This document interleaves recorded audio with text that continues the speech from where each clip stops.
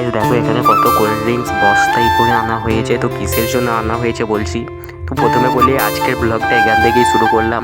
আর তোমাদেরকে বলেছিলাম যে কিসের জন্য এত কোল্ড ড্রিঙ্কস। তো প্রথম থেকেই তোমরা দেখলে এত বস্তায় করে কোল্ড ড্রিঙ্কস আনা হয়েছে কিসের জন্য। আর এখন দেখো এই ফ্রিজটাতে পুরো লোড করে ভরা হবে। তখন আমরা ফ্রিজটাতে ভরছিলাম, ফ্রিজটাতে এত লোড ছিল যে ভরা যাচ্ছিল না।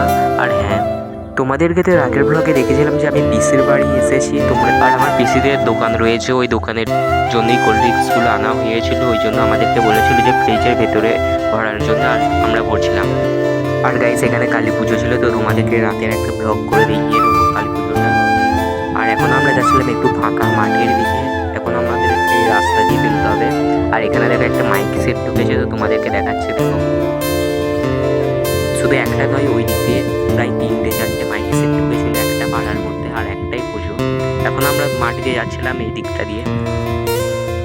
আর তোমরা পুরো লাস্ট পর্যন্ত ব্লগটা দেখতে থাকো। তো চলো যাওয়া যাক বেশি দেরি না করে।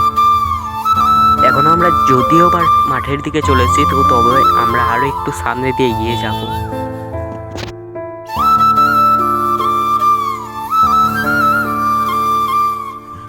আমরা এখন যাচ্ছিলাম ওই সামনে দেখো একটু গাছ রয়েছে, ওই গাছের ছাওতে বসার জন্য এই আল দিয়ে যেতে হচ্ছিল আমাদেরকে। আর গাইস দেখো আমরা এই এরিয়াটার মধ্যে বসেছিলাম, যে টাইম পাস করছিলাম আর ব্লগগুলো এডিটও করছিলাম। এখন এই টাইমটাতে দেখো এদিকটা কিন্তু পুরো ফাঁকা মাঠ, আমার পেছন দিকটা দেখতে পাচ্ছ।